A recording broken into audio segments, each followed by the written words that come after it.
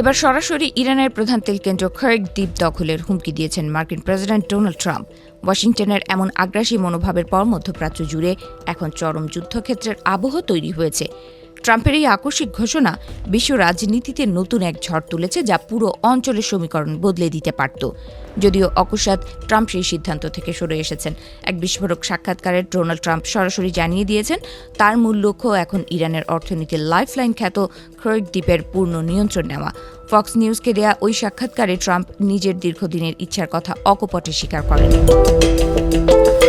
আসলে ভৌগোলিকভাবে অত্যন্ত সংবেদনশীল এই খর্গ দ্বীপটি পারস্য উপসাগরের উত্তর প্রান্তে, ইরানের মূল উপকূল থেকে মাত্র 16 মাইল দূরে। হরমুজ প্রণালীর কাছাকাছি গভীর সমুদ্রে এই দ্বীপটির গুরুত্ব অপরিসীম, কারণ এর চারপাশের পানির গভীরতা বেশি হওয়ায় বিশ্বের বিশাল আকার সব তেলবাহী ট্যাঙ্কার সহজেই এখানে ভিড়তে পারে, যা ইরানের তেল বাণিজ্যের মূল ভিত্তি। পরিসংখ্যান বলছে, বর্তমান সংঘাত শুরু হওয়ার আগে ইরানের মোট তেল রপ্তানির প্রায় 90% পরিচালিত হতো এই একমাত্র দ্বীপ থেকে। ফলে মার্কিন বাহিনী যদি সত্যি এই দ্বীপের নিয়ন্ত্রণ নিজেদের হাতে নিতে পারে, তবে তেহরানের জ্বালানি বাণিজ্যের মেরুদণ্ড ভেঙে পড়বে, আর এর অবধারিত প্রভাব পড়বে ইরানের সামগ্রিক অর্থনীতিতে, যা দেশটিকে চরম বিপর্যয়ের মুখে ঠেলে দেবে। অবশ্য খর্গ দ্বীপে মার্কিন আগ্রাসন এবারই প্রথম নয়। এর আগে মার্চ ও এপ্রিল মাসে সেখানে ব্যাপক বিমান হামলা চালায় পেন্টাগন। ট্রাম্পের দাবি, সেই হামলায় খর্গ দ্বীপের সব সামরিক স্থাপনা পুরোপুরি গুঁড়িয়ে দেওয়া হয়েছে। এরপর থেকে সেখানে স্থলসেনা পাঠানোর গুঞ্জন শুরু হলেও বড় কোনো সামরিক অভিযান হয়নি। তবে সমুদ্রপথে ইরানি তেলবাহী জাহাজগুলোকে কঠোর অবরোধের মুখে রেখেছে মার্কিন নৌবাহিনী।